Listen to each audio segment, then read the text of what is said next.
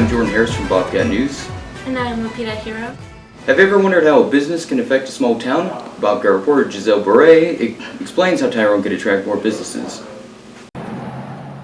In most towns, getting a convenience store isn't that exciting, but for Tyrone residents, any new businesses is worth celebrating. Chief of Police Carl Robinson discusses how new businesses can improve Tyrone's tax revenue. Businesses come to Tyrone, they're basically the way we survive is tax dollars.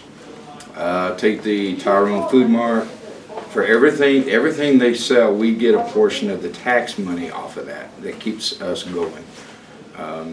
The water sales, the water that you guys drink at home, we survive on those tax dollars. So the more businesses we can bring to Tyrone, the more we're going to thrive, the more the school thrives, because the school also shares in those tax dollars. Robinson also explains what kind of businesses would bring in more revenue. Clothing industry is a good one because everyone knows girls like to buy clothes, and food. Everyone likes to be able to go to McDonald's, to Burger King, fast food. Those places bring a lot of tax dollars to a community, and they also bring employment, which means employment taxes to the town also. So I think the clothing and the food industry is probably one of the best. English teacher Tracy Sims also gives her opinion on what kind of businesses would bring in more excitement to the community. I think if we could get some either retail companies or even entertainment companies like an arcade or something like that would do very well in this small community and attract kids and adults to be able to go do things. If we could have a family entertainment center or something like that so we didn't have to go too liberal to the movies or to go bowling, having an arcade or something that would be family friendly could be a very positive thing for Tyrone. For Bobcat News, I'm Giselle Beret. Lastly, Robinson suggested creating an economic development board that could seek out new businesses by offering taxes and land incentives. You might see some big changes in a popular sport next season.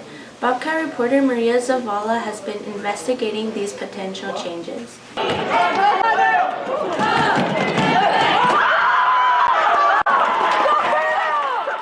There is talk that Tyrone basketball teams could possibly move up a class next season. Basketball head coach Clay Witt says it's all about high school attendance. If Tyrone basketball team does move up from Class B to Class A, Witt is excited about playing against more challenging teams. It's all based on attendance. There's a number called ADM, average daily membership. Ours is usually in the 70s, but when you start getting close to the 80, 83, somewhere in that range, that's kind of usually the cutoff line to go to Class A in basketball.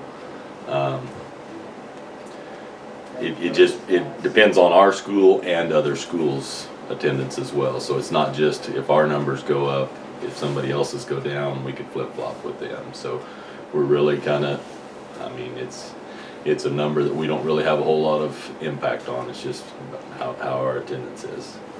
If Tyrone basketball team does move up from Class B to Class A, Witt is excited about playing against more challenging teams. It will be more difficult, but anybody that's a competitor, you want to compete against the best, and so you're moving up a classification, but at the same time, Class B has been tough for all the years we've been in it. A lot of times, Class B champion competes very, very well with all the Class A teams, and that goes for all the teams in Class B. Generally, though, when you move up, it does get more difficult, and so it's just a matter of competition. But it is something to look forward to. But I'm not real sure that we would bump up. It's just kind of a question mark. It's up in the air right now, and if we do, we'll face that challenge when it comes.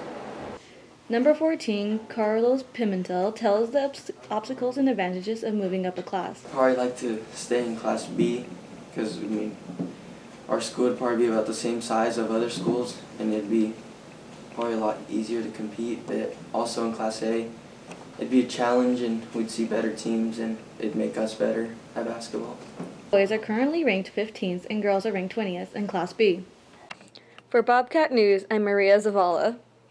Playoffs are right around the corner, and expectations are high for both boys and girls basketball teams.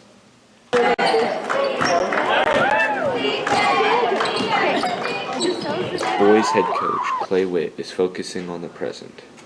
We've had to play a lot more players just because we've been injured. We've had injuries and sickness and all sorts of different obstacles that we've had to overcome. So players have gotten thrown into varsity situations, and anytime you're competing at a varsity level, you're gonna have improvement.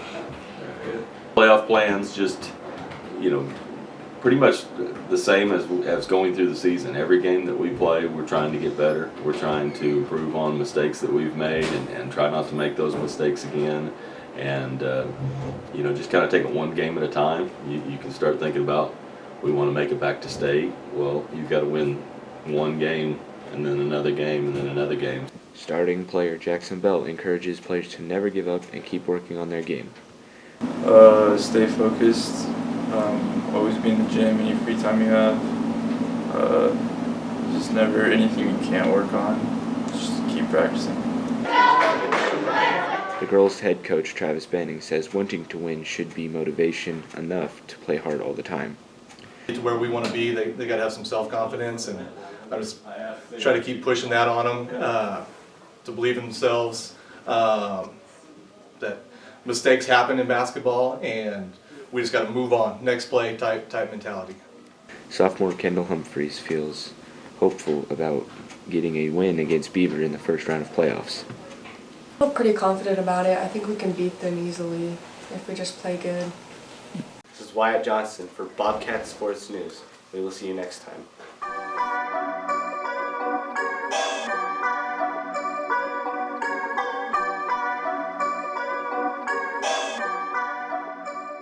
For Bobcat News, I'm Jordan Harris. And I'm Lupita Huron. We hope you have a good rest of your day, Tyrone.